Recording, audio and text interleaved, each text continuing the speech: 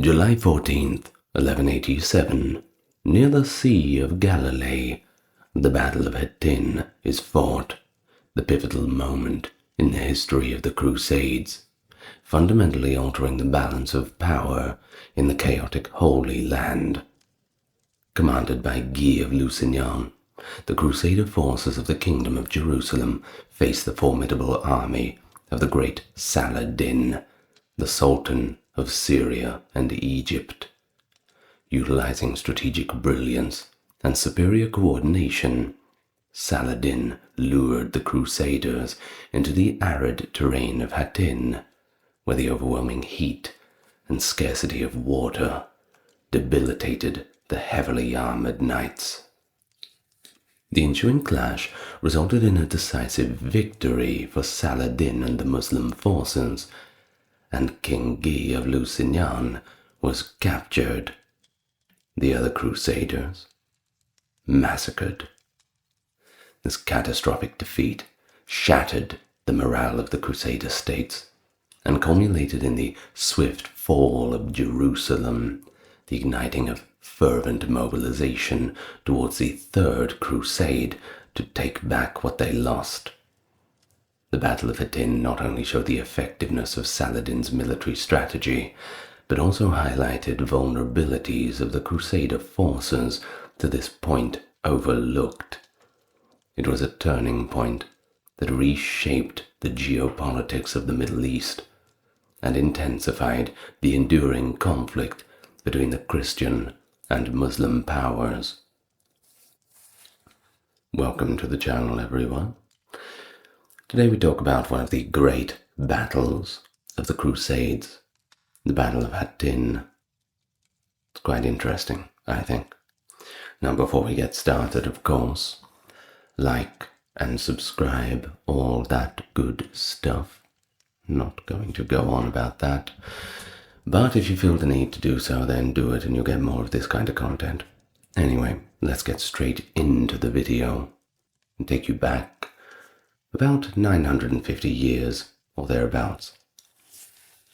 Now, as a result of the passing of Baldwin V, that was the son of Sibylla, Guy of Lusignan ascended to the throne of Jerusalem in the year 1186. He did so in full right of his wife. Now remember that the Kingdom of Jerusalem at this time was split between two groups who did not quite always get along. There was the court faction, that was that led by Guy, which included Sibylla and other relatively newcomers to the kingdom, such as Raynald of Châtillon, Gerard of Ritford, and the Knights Templar. Good to have on your side, especially in a pinch.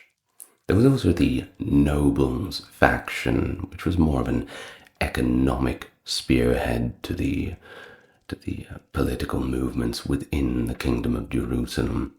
But of course, they all had their own claims on different parts. Now, the nobles faction was led by Raymond III of Tripoli. Now, in terms of Raymond III, he had served as a regent for the child King Baldwin V and had opposed Guy's succession.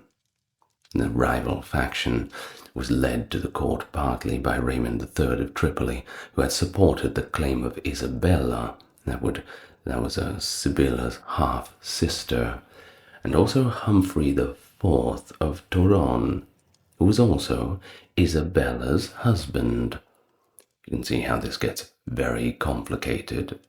Don't worry about the fight between the Christians and the Muslims just yet. Worry about the fight between the nobles, all claiming their right to rule. Now, only by Humphrey of Toron taking an oath of allegiance to Guy was it possible to prevent open warfare. Of course, this ultimately brought an end to the succession dispute. Raymond was said to be in a state of open rebellion against Guy. This is at least according to the Muslim chronicler Ali ibn al-Athir. Of course, Christian chroniclers at the time were not too keen to ruin the victory of the First Crusade. by tarring it with this brush of the chaos of the succession disputes that came afterwards. Of course, when you're cutting up lots of different territory, and you had all these people coming in who had thrown their resources, their troops, everything else into the fight, well, generally they want something in return. Now, it was in the background of all of these divisions that Saladin, on the other side of things, had become the vizier of Egypt in the year 1169. Now, he had also taken Damascus in modern Syria in the year 1174, and also Aleppo later on. Now, he had complete command over the sides of the Crusader states that were located south and east. His subjects were brought together under the banner of Sunni Islam, and he persuaded them that he would wage a kind of holy war, a jihad, to expel the Christian Franks from Jerusalem. Now, when Saladin needed to deal with political issues in the Muslim world, he frequently made strategic truces with the Franks.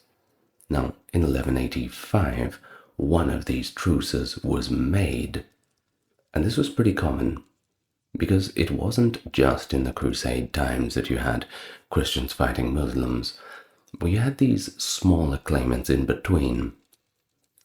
And then, of course, later on you had the Mongols to deal with, and well, each side was hoping that the Mongols would go on their side for an exchange, but it didn't really work out that way. That's a story for another video. Now, it is said by the Franks that Raymond III of Tripoli had reached an agreement with Saladin, in which Saladin would actually make him king of Jerusalem in exchange for peace. But this seems to have been a rumor that had persisted mainly throughout the Franks. It was echoed by Ibn al-Athir, but it's not clear whether or not it has any basis in reality, but it certainly has effects on morale, that's certainly sure. It is, however, safe to say that Raymond III was more hesitant to engage in combat with Saladin. Now, while the truce with Saladin was still in effect 1187, Raynald of Châtillon invaded a Muslim caravan that was traveling to perform the Hajj. Now, if you don't know what the Hajj is, that's kind of like the pilgrimage that Muslims make to Mecca. I do believe that it's somewhat of a requirement, based on one's circumstances, of course, that every Muslim makes the Hajj once in their life. Now, after making a solemn vow that he would put an end to Raynald's life for breaking the truce, a very angered Saladin dispatched his son Al-Afdal and the emir Gokbori to conduct a raid on the Frankish territories that surrounded Acre. During the Battle of Cresson, which took place in the May of 1187, Gerard de Rittford and the Templars found themselves in a position of defeat against Gokbori. There were approximately 150 knights and 300 soldiers who were lost by the Templars. Not a good day, especially after a considerable winning streak. Now, these individuals had been significant parts of the Jerusalem military, losing the crack troops. Once again, morale takes a beating. In fact, the damage to Frankish morale and the scale of the losses can really not be underestimated in contributing towards the eventual defeat at Hattin. Of course, it's easier for people to run away if in their mind they've already wrote the conclusion to the story. And so, we move on to the month of July, where Saladin lays siege to Tiberias, which was the location where Esquiva of Bourges, Raymond III's wife, was captured. Now, in spite of all this, Raymond argued that Guy should not engage Saladin in battle, and that Saladin could not hold Tiberias because his troops would not be able to tolerate being separated from their families for such a long period of time under any circumstance. It was also recommended by the Knights Hospitaller that Guy refrain from inciting Saladin. It was just not worth the trouble. However, not everyone felt the same. Now, Durand de Riedvoort suggested that Guy move forward in his fight against Saladin, hit him hard while the iron is hot, and Guy, he found this to be a more preferable option, and so followed the recommendation. Now, it is suggested that this was due to the fact that the minds of both Saladin and Guy had been completely poisoned by the political conflicts occurring between 1180 and 87, that they could only see Raymond's advice as designed to bring them complete and personal ruin. Well, additionally, it's believed that Raymond had spent the donations of Henry II of England on calling the army, and he was hesitant to disband it without a battle, in light of the fact that he had only a handful of knights left to actually defend the city of Jerusalem, and that was a long wall to cover. So Guy's decision to do so was a kind of gamble. Let's see if it pays off. And so, late in the month of May, Saladin assembled his force, and it was the largest he had ever commanded upon the Golan Heights. The army consisted of 40,000 men, with approximately 12,000 regular cavalry. Prior to crossing the Jordan River on June 30th, he conducted a thorough inspection of his forces at a place at the time named Tel Ashtara. Saladin also unexpectedly gained the alliance of the Druze community based in Saruhmal, which was led at the time by Jamal ad-Din Haji. Now, ad-Din Haji's father, Karama, was actually an ally of Nur ad-Din Zangi for a long time. Jamal ad-Din Haj claims that the Crusaders were responsible for the destruction of the city of Saruhmal on multiple occasions. So you can see how he's a little biased towards one side. Furthermore, he claims that the Crusaders even manipulated the assassins to end the lives of his 3 older brothers. Now, when we say assassins, do remember that that was actually an order, kind of like the Knights Templar, but, well, think about it like that in structure, perhaps.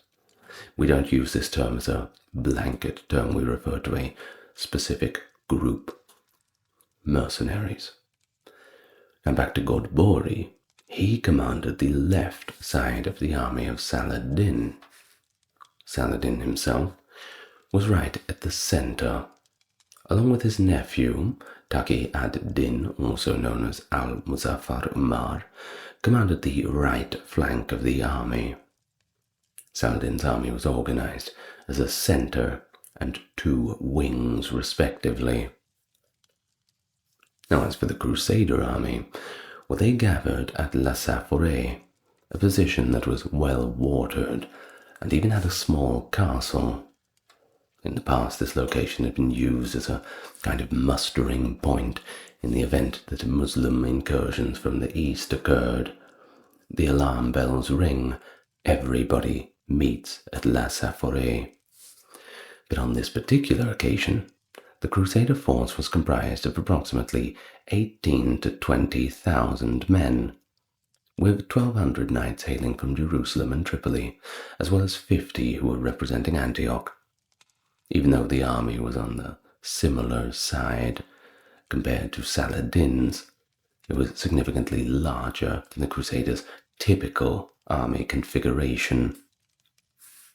On this occasion of extreme threat, the obligatory levy was imposed on those who owed feudal service, was extended to include a call to arms for all men in the kingdom.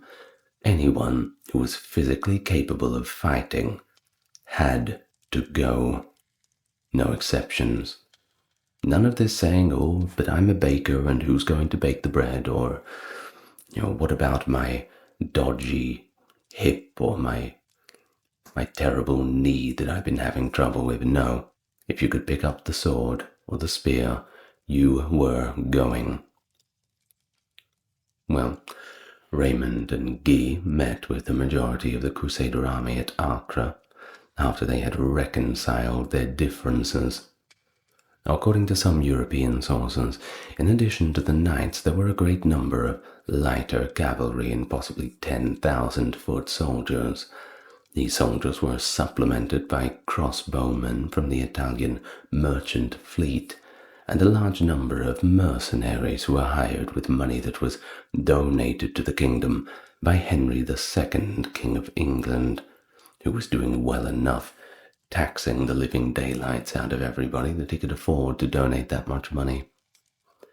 Well, the relic of the true cross served as the standard for the army. And this was what was believed to be the cross in which Jesus was crucified on.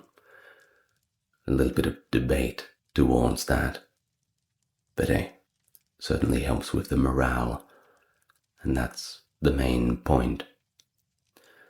Well, the true cross was carried by the Bishop of Acre himself, who had been dispatched to the battlefield on behalf of the ailing patriarch Heraclius.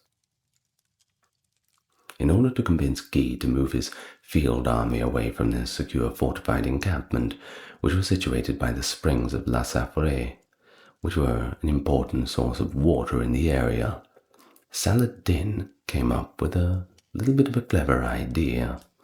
Through his calculations, he determined that it would be more feasible to defeat the Crusaders in a field battle, as opposed to besieging their fortifications. And so, on July 2nd, Saladin personally led an assault on Raymond's fortress of Tiberias. At the same time, the majority of the Muslim army remained at Kafir Sabt, when people realized that their opponent, who could not be tricked and would not be content by tribute, they were afraid lest war eat them up, and they asked for mercy. But the servant gave the sword dominion over them. Saladin had said this later on. Well, as a result, the garrison at Tiberias attempted to bribe Saladin to simply leave the castle undisturbed. However, Saladin was not keen on this, and he declined the offer. Within the span of a single day, one of the towers of the fortress was mined and brought down. This was the strategy where you would dig beneath the foundations and, well, undermine the foundations, and down comes the wall. Much easier than taking it head on or bringing up those ladders. A lot less hot water involved. Oh, by the way, you might think about that burning oil thing with the siege battles. Well, most of the time it was just water. Maybe they'd put some other things in there, but maybe tar sometimes, but yeah, it was mainly just water most of the time. I mean, where are they going to get all that oil from, right? It's a waste of oil. Water does the same thing, so why would you bother wasting the oil? Well, of course, Saladin's forces used this mining technique and breached the defenses, resulting in the deaths of some members of the opposing force and also the capture of a few prisoners. Now, in the citadel itself, Raymond's wife, Esquiva of Bourges, remained united with the remaining Frankish soldiers who were still alive. On July the 3rd, Saladin received news that Guy was moving the Frankish army to the east. This news came as the Muslim troops were beginning to construct a second mining operation in preparation for an attack on the citadel. Now, of course, having taken the bait, the Crusaders had acted according to the outcome of a Crusader war council that took place on the evening of July 2nd. Guy made the decision to leave La Saforée. As a result of personal feuds among the Franks, the records of these meetings are well, a little bit skewed, to say the least. However, it does appear that Raymond argued that a march from Acre to Tiberias was exactly what Saladin wanted, while La Safurière was a strong position for the Crusaders to defend. Raymond asserted that Guy should not be concerned about Tiberias, which Raymond personally owned and was willing to give up for the sake of the kingdom's security. In response to this argument, Raymond was accused of being a coward by Raynald and Gerard, despite the fact that they had reconciled their differences. Of course, all the internal politics of the court remained as complicated as ever. Fun times. Everyone in a big, happy family. Well, after considering all of this, Guy made the decision to launch an immediate counterattack against Saladin at Tiberias. And so, on the 3rd of July, the Frankish army began its march towards Tiberias, where they were faced with persistent harassment from Muslim archers. As they travelled through Turan, they came across the springs of Turan, which were completely inadequate to supply the army with water. What a disappointment, not living up to their name at all. Well, at the middle of the day, Raymond of Tripoli came to the conclusion that the army would not be able to reach Tiberias before nightfall. The men were just too tired, a bridge too far. And so he and Guy came to an agreement to alter the path of the march and make a left turn in the direction of the springs of Hattin, which were only 9.5 kilometers away. The following day, they would be able to march down to Tiberias from that location after they've all resupplied with water and had a rest. As a result of the Muslims positioning themselves between the Frankish army and the water, the Franks were compelled to set up a camp on the dry plateau close to the village of Mescana for the night. Well, because the Muslims had surrounded the camp in such a close proximity, no one was getting out. It was said at the time by the chroniclers that not even a cat could have escaped without the Muslims knowing. Ibn al-Athir describes the Franks as being despondent and tormented by thirst, whereas the men of Saladin, they were all ecstatic, and they were all very excited in anticipation of the victory. They were praying, singing, beating drums, and chanting throughout the night. The Crusaders could only look on. With every beat of the drum, every song sung, and every hip hip hooray, they were becoming further demoralized. No daylights nor hear-taps for them, that's for sure. Of course, the Crusaders' throats became even more dry as a result of the fire they had set on the dry grass. The Crusaders were demoralized, thirsty, and they were worn out. On the other hand, the Muslim army dispatched a caravan of camels to bring goat skins of water from Lake Tiberias, which is now known as the Sea of Galilee. Now, the smoke from these fires that Saladin had started in the morning of July 4th caused the Crusaders to lose their vision too by blinding them. The Franks were subjected to fire from Muslim mounted archers belonging to the division commanded by Gokbori. These archers had been resupplied with 400 loads of arrows that had been brought up during the night. Amalric, Guy's brother, was the one who carried out the decision to attack after receiving advice from Gerard and Raynald to form battle lines. The first division was led by Raymond, who was also the son of Bohemond III of Antioch. Balian and Jocelyn III of Edessa formed the rear guard. Raymond was the leader of the first division for Antioch. Thirsty and demoralized, the Crusaders broke camp and charged their course in order to reach the springs of Hattin in desperation. However, their haphazard and panicked approach was met by Saladin's army, which blocked the route forward and also any possible retreat. Count Raymond initiated 2 charges in an effort to penetrate the water supply at Lake Tiberias. He was successful in these endeavors. His ability to reach the lake and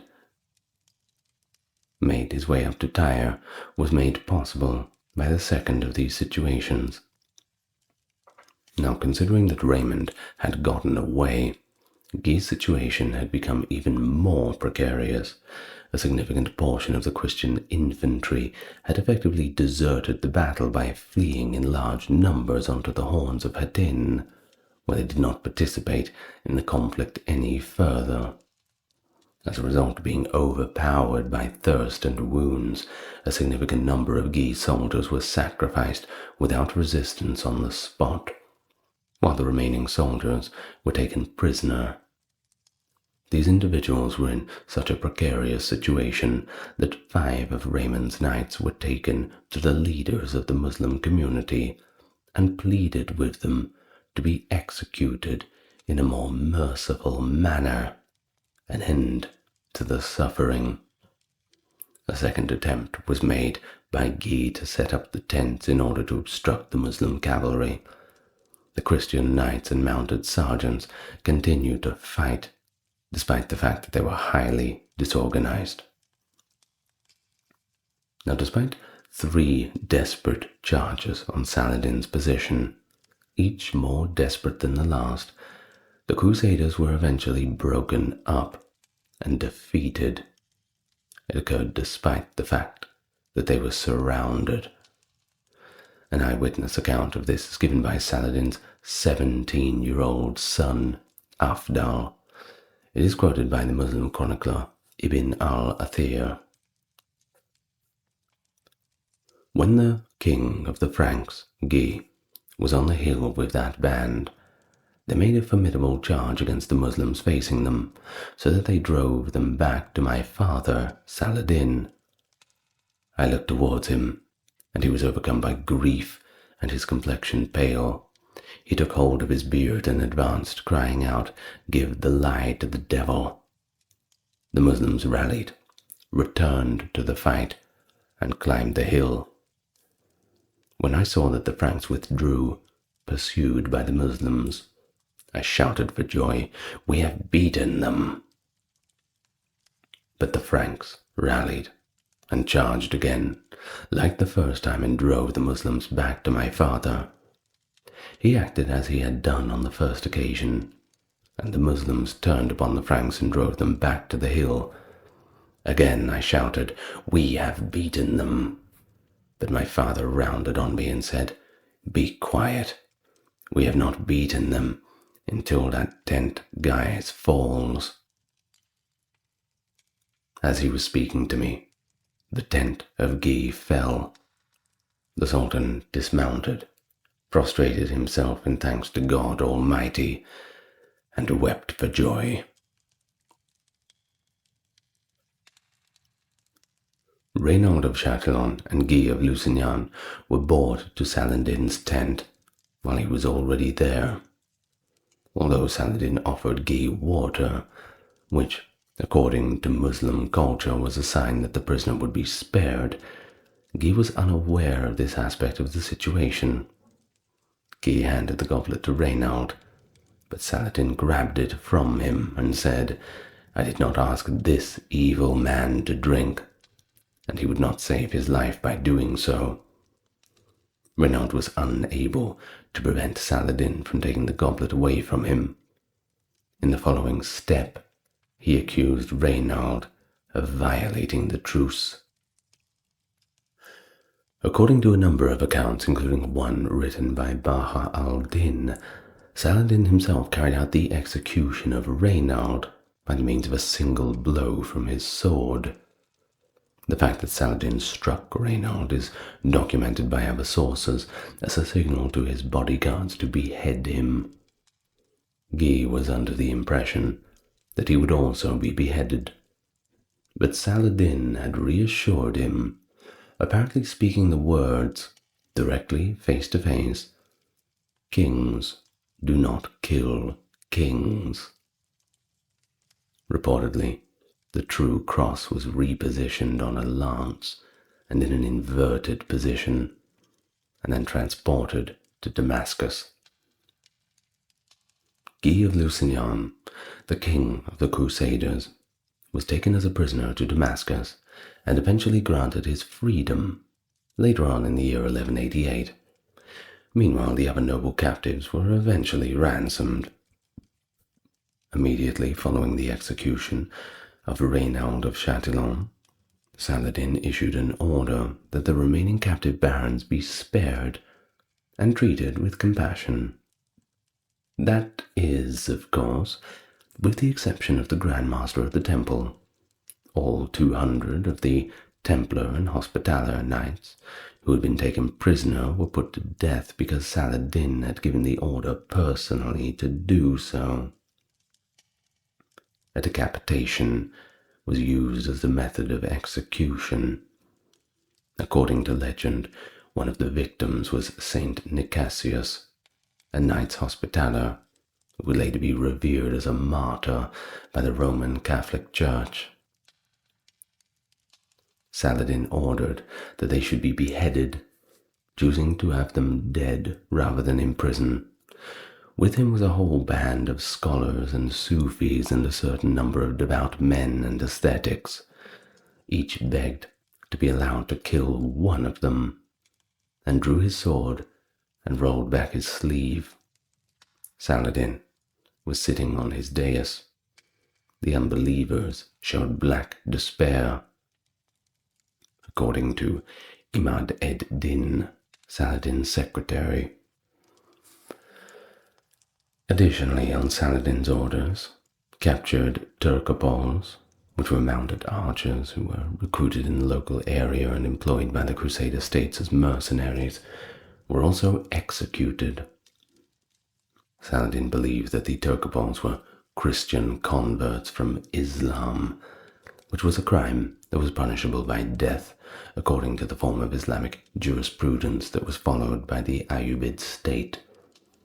Saladin believed this, despite the fact the prisoners claimed to be Christians by heritage. Saladin's belief that the majority of the Turcopoles that participated in the Ayyubid Crusader wars were recruited from Arabs and Turks who had converted to Christianity has been supported by contemporary historians. Well, maybe, unfortunately, we don't really have the sources from the Turcopoles themselves. Well, it seems pretty obvious that they had converted from Islam. According to reports, one of the captured soldiers and knights was purchased in Damascus in exchange for some sandals. The remaining captured soldiers and knights were sold into slavery. God knows what happened to them. Now, Damascus was the location where the high-ranking Frankish barons who were captured were safely held and treated. Some of Saladin's soldiers deserted the army after the battle, taking lower-ranking Frankish prisoners with them as slaves that they had brought with them. On the 5th of July, Saladin marched the distance of 10 kilometers to Tiberias, and Countess Ashiva surrendered the citadel of the fortress. She was granted permission to travel to Tripoli with her entire family, as well as all her followers and possessions. After escaping the battle, Raymond of Tripoli succumbed to pleurisy and passed away later in the year of 1187. By fielding an army consisting of 20,000 men, the Crusaders were able to reduce the number of garrisons that were stationed in their defensive settlements and castles. Because of the heavy defeat that occurred at Hattin, there was very little reserve available to defend against the forces that Saladin had assembled. Nearly 200 knights managed to escape the conflict. The fact that Saladin's forces were able to seize 52 towns and fortifications as a result of the defeat is a clear indication of the significance of it. Midway through the month of September, Saladin had successfully captured Acre, Nablus, Jaffa, Sidon, Toulon, Ascalon, and Beirut. Because of the arrival of Conrad of Montferrat, Tyre was able to escape the siege that Saladin had imposed upon it, which resulted in heavy casualties for Saladin's army. The city of Jerusalem was defended by Queen Sibylla, the Latin patriarch Heraclius of Jerusalem, and Balian, who later negotiated the city's surrender to Saladin on October the 2nd. According to the chronicler Raynald, Pope Urban III passed away as a result of the shock after hearing about the news of the defeat that Josias, Archbishop of Tyre, eventually brought to Rome. Pope Gregory VIII, who succeeded Urban as a pope, issued the bull Audita Tremendi, which of course called for a new crusade. He didn't waste any time doing this. He did it within the first 3 days after he was elected. During the new crusade, the Saladin tithe was implemented in England and France in order to raise funds for the initiative. The subsequent Third Crusade, however, did not begin until 1189, but it was a successful military operation that resulted in the restoration of a great number of Christian holdings. Nevertheless, Christian controls over the territories in the Holy Land remained vulnerable for decades, until the Battle of La Fourbière in 1244, which marked the final collapse of Crusader power in Outremer, that is, overseas. Well, the battle took place 57 years after Hattin was fought in 1244. Now, before we go, let's take another look at the account from the Muslim side, because I love that. Baha ad-Din, Life of Saladin. Baha ad-Din was one of Saladin's personal retainers, beginning in 1188. The year 583, that is, 1187, at the Battle of Hattin, a famous day's fight of which, please God, we shall speak of it in its proper place, Prince Arnat, that is, Raynald of Châtillon, Lord of El Kerak, and the King of the Franks of the sea coast, that is, Guy of Lusignan, were both taken prisoner, and the Sultan commanded them to be brought before him. This accursed Arnat was a great infidel and a very strong man. On one occasion, there was a truce between the Muslims and the Franks. He had treacherously attacked and carried off a caravan that passed through his territory coming from Egypt. He seized these people, put them to torture, and put some of them in grain pits, and imprisoned some in narrow cells. When they objected that there was a truce between the two peoples, he replied, "Ask your Muhammad to deliver you." The Sultan, to whom these words were reported, took an oath to slay the infidel with his own hand, if God should ever place him in his power. The day of the Battle of Hattin, God delivered this man into the hands of the Sultan, and he resolved at once to slay him, that he might fulfill his oath. He commanded him to be brought before him together with the king, and later complained of thirst, and the Sultan ordered a cup to be given to him. The king, having drunk some of it, handed the cup to Arnat, whereupon the Sultan said to the interpreter, "Say to the king, it is you who give him the drink, but I give him neither to drink nor to eat." By these words, he wished it to be understood that honor forbade him any harm to the man who had tasted his hospitality.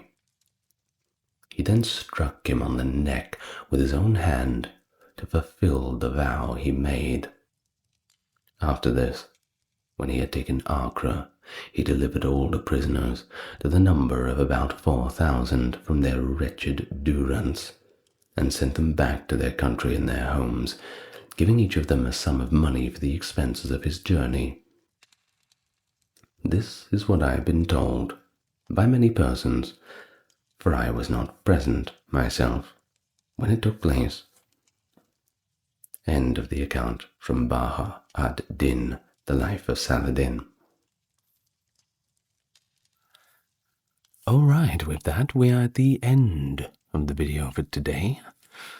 The Battle of Hattin. And what a fight it was. Certainly, usually when there's a victory or defeat, one side always thinks it's the end of the world. But it never really is, isn't it? It's funny how that works. Well, with that, I'll thank all of my top-tier supporters and patrons. Now they're lovely people. Doug, Kerry, Kimberly, Ember, Ben, Britt, Charles, Aaron, James, Jeffrey, Melissa, Scott, Stark Factory, Wendy, Jaden, Sherry, Jessica, Christine, Sally, Katiana, Christine, Fazabo, Legitimus, Maverick, Susan, Dr. Neuro Nerd, Cameron, Alexander, Nicholas, Daniel, JR, Charlene, and Christopher. Thank you so much. And I will see you whenever you feel like coming back, I suppose. But you know I'm always going to be here. Video after video every single day. Until I start getting tired. I don't know when that'll be. We shall see. Good night, everyone. Lots of love to you all.